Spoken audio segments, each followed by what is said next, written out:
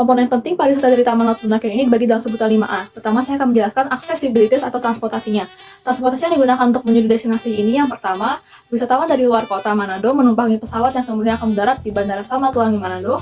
Lalu wisatawan dapat menggunakan bis setelah turun dari pesawat untuk menuju ke Pasar 45. Dari Pasar 45, wisatawan dapat berjalan kaki menuju dermaga Kuala Jengki. Dari situ wisatawan akan menaiki perahu taksi ke Pantai Pangalisang, kemudian menggunakan ojek untuk menuju ke Pantai Liang Pulau Bunaken. Untuk warga lokal, bisa menggunakan pelabuhan Marina Blue Banter atau Marina Nusantara Diving Center atau NDC di Kecamatan Molas. Selanjutnya, accommodation atau akomodasi yang ditawarkan destinasi ini sangat beragam, mulai dari hotel, resort, hingga homestay.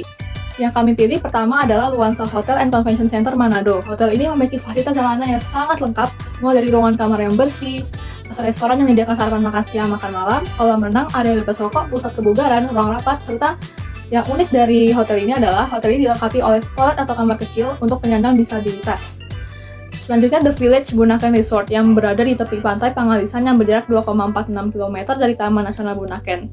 Fasilitasnya juga cukup lengkap dan memiliki banyak sekali layanan seperti layanan laundry, layanan resepsionis 24 jam, dan juga restoran ini juga menawarkan sarana Wi-Fi dan sarapan yang tidak dipungut biaya alias gratis. Terakhir, Novita Homestay and Resto Orange.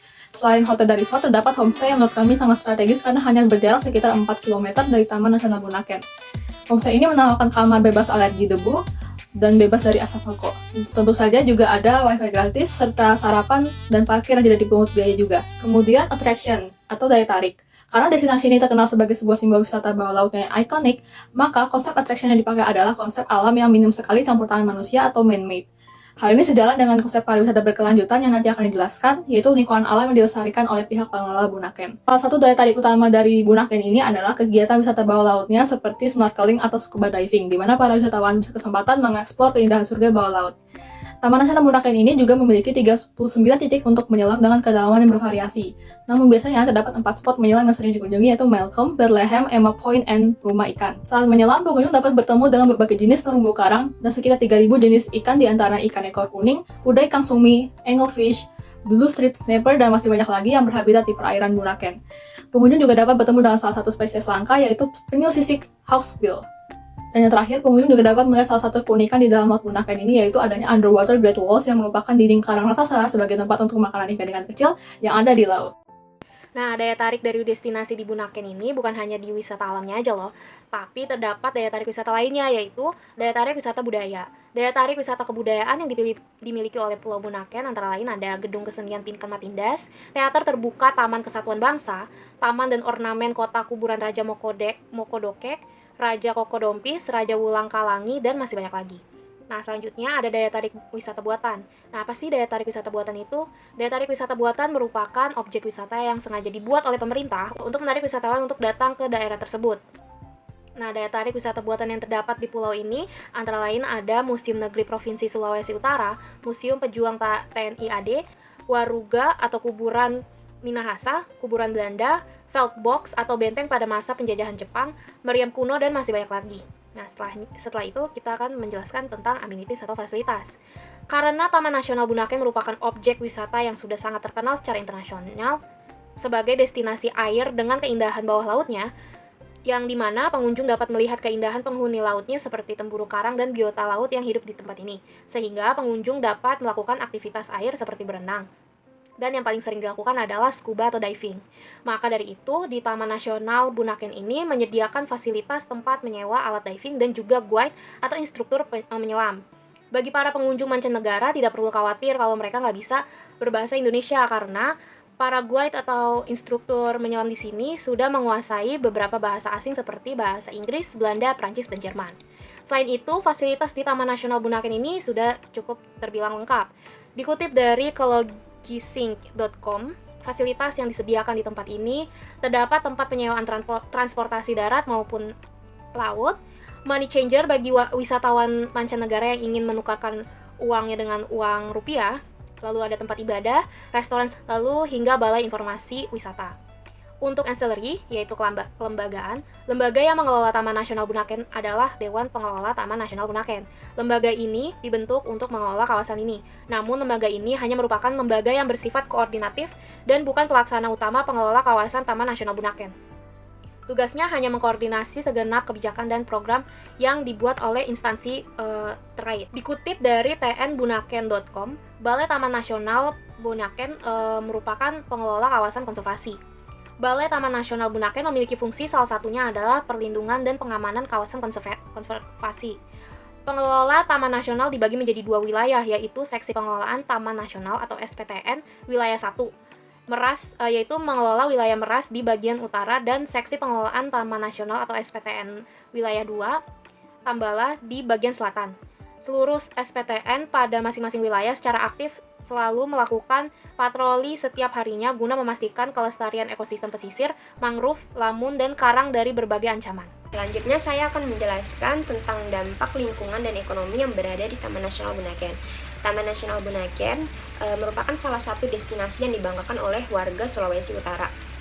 Dikarenakan keindahan bawah lautnya yang sangat luar biasa indah. Namun sayang sekali pada tahun 2015 ditemukan banyak sampah yang hanyut di laut. Bahkan pada tahun 2016 itu jumlah sampah yang hanyut ke laut itu ditemukannya semakin banyak. Sampah yang ditemukan di Taman Nasional Bunaken ini termasuk itu bukan hanya sampah organik seperti kayu, ranting, terus daun, rumput laut atau tempurung kelapa. Itu ditemukan sekitar pesisir Taman Nasional Bunaken berupa plastik, kaleng, dan juga popok. Karena adanya pencemaran yang disebabkan oleh sampah-sampah yang ada, membuat ekosistem yang berada di sana itu menjadi kotor dan tidak terlihat indah lagi.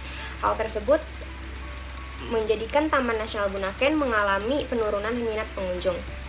Untuk penurunan minat pengunjung ini tidak dapat disepelekan karena dapat mempengaruhi ekonomi masyarakat yang berada di Taman Nasional Bunaken, yang utamanya bermata pencaharian dengan memanfaatkan pariwisata di Taman Nasional Bunaken seperti menjual cindera mata, dan juga penyewaan alat diving atau snorkeling, hingga penginapan dan juga rumah makan. Dan apabila penurunan minat pengunjung dibiarkan begitu saja, maka ekonomi masyarakat yang berada di Taman Nasional Bunaken ini dapat menurun. Bukan hanya itu, lingkungan yang berada di sekitar Taman Nasional Bunaken pun terkena dampak yang besar akibat pencemaran sampah tersebut. Selanjutnya, saya akan menjelaskan tentang sosial budayanya. Pada tanggal 4 September 2022, PT Bank Negara Indonesia melakukan kegiatan sosial menanam terumbu karang. Hal ini dilakukan untuk pemulihan ekosistem laut karena ada beberapa orang yang melaporkan bahwa terumbu karang di wilayah perairan Bunaken rusak. Tidak hanya terumbu karang, mereka juga melepaskan tukik sebagai perlindungan dan pengembangan Taman Nasional Bunaken. Sebelumnya, kegiatan ini pernah dilakukan pada tanggal 27 Oktober 2018, bertepatan dengan hari ulang tahun ke-27 Taman Nasional Bunaken dan juga untuk memperingati Hari Sumpah Pemuda. Pada saat kegiatan ini, mereka memfokuskan pada perbaikan ekosistem terumbu karang yang berada di Fukui, Alban, dan Tawara. Pada umumnya, masyarakat masih berharap dengan adanya pembelajaran komunikasi bahasa asing, karena masyarakat di sana masih kurang dengan bahasa asing luar negeri ya guys. Hal ini sering dialami di tempat penginapan dan para pekerja. Akibatnya terjadi kendala, kesusahan berkomunikasi antara pengusaha lokal dengan wisatawan, sehingga kesusahan untuk bertransaksi di antara kedua pihak ini. Tidak hanya itu, kesulitan berkomunikasi juga dapat membuat kesalahpahaman antara pengusaha lokal dan juga wisatawan. Ada juga faktor sosial budaya dalam menunjang bidang pariwisata. Ada beberapa aspek sosial budaya masyarakat di Kelurahan Bunaken dalam kaitan dengan pengembangan pariwisata, yaitu pendidikan, etnis dan bahasa, nilai budaya dan kesenian, dan terakhir kondisi budaya masyarakat di wilayah Bunaken. Taman Nasional Bunaken merupakan taman yang ditetapkan oleh pemerintah Indonesia sebagai Taman Nasional Laut yang letaknya berada di Sulawesi Utara. Terdiri dari 58 jenis terumbu karang dan juga 290 spesies laut yang terdiri dari ikan, reptil laut, mamalia laut, cumi-cumi, dan juga jenis hewan laut lainnya, membuat keindahan Taman Nasional Bunaken ini tidak diragukan lagi. Lalu, sebelum ditetapkan sebagai Taman Bawah Laut, tempat ini hanya dinamakan Pulau Bunaken. Dari keindahannya ini, Taman Nasional Bunaken masuk ke dalam situs warisan dunia yang ditetapkan oleh UNESCO. Pesona daratan Taman Nasional Bunaken juga tidak diragukan lagi keindahannya, dikarenakan terdapat pasir putih yang menghiasi daratan Taman Nasional Bunaken. Selain dari kekayaan alam yang ada, terdapat juga spot diving dan snorkeling yang membuat wisatawan baik dari dalam maupun luar negeri tertarik untuk berkunjung ke Taman Nasional Bunaken. Dengan adanya potensi sumber daya alam yang bernilai, tentunya pemerintah Sulawesi Utara tidak akan tinggal diam. Pada tahun 1991, pemerintah Sulawesi Utara mengajak para masyarakat yang berada di sekitar Pulau Bunaken dan juga dengan pihak-pihak lainnya untuk bekerja sama, mengembangkan dan juga mengelola Pulau Bunaken menjadi sebuah tempat wisata yang kemudian dinamakan Taman Nasional Bunaken. Dari adanya kerjasama ini tentunya sangat menguntungkan masyarakat karena adanya lapangan pekerjaan. Karena sebelumnya itu, masyarakat yang berada di sekitar Pulau Bunaken hanya mengandalkan mata pencarian dari terumbu karang dan juga laut. Masyarakat juga ikut berkontribusi dengan menjadikan rumah mereka sebagai tempat penginapan dan juga menjadi pemandu wisata. Selain itu, kebudayaan dan kesenian yang berada di daerah tersebut juga dapat dijadikan potensi pendukung ekowisata di Taman Nasional Bunaken. Selain dari faktor alam yang ada, adat istiadat yang telah lama ditinggalkan oleh masyarakat ini juga tergali kembali. Dikarenakan adat istiadat ini menjadi daya tarik wisatawan baik dari dalam maupun luar negeri untuk berkunjung ke Taman Nasional Bunaken. Hal ini membuktikan bahwa objek wisata Taman Nasional Bunaken ini sangat berpengaruh dalam penyelenggaraan adat istiadat Sulawesi Utara. Saat ini, pemerintah daerah Sulawesi Utara tidak melepas Taman Nasional Bunaken setelah Taman Nasional Bunaken berhasil menjadi pariwisata berkelanjutan atau sustainable tourism. Pemerintah tetap bekerjasama dengan masyarakat serta pihak luar lainnya.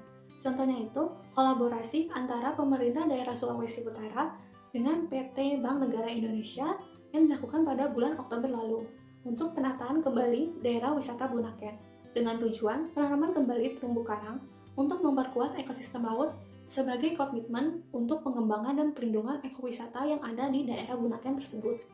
Selanjutnya itu, ada pelatihan pemandu wisata lokal yang dapat diikuti oleh masyarakat setempat serta masyarakat daerah sekitar Bunaken dengan tujuan menambah wawasan serta kualifikasi yang dimiliki para pemandu wisata lokal di sekitar Bunaken.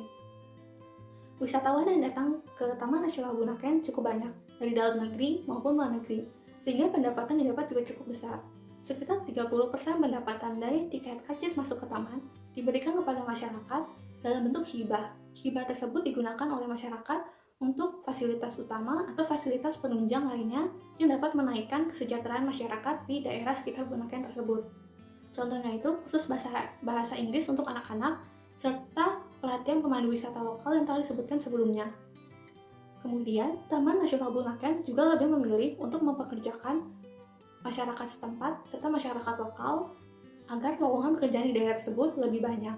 Contohnya itu menjadi pemandu wisata atau pemandu selam. Sekian dari video pembahasan tentang destinasi wisata Taman Nasional Bunaken. Mohon maaf jika ada salah-salah kata dan terima kasih telah menyaksikan.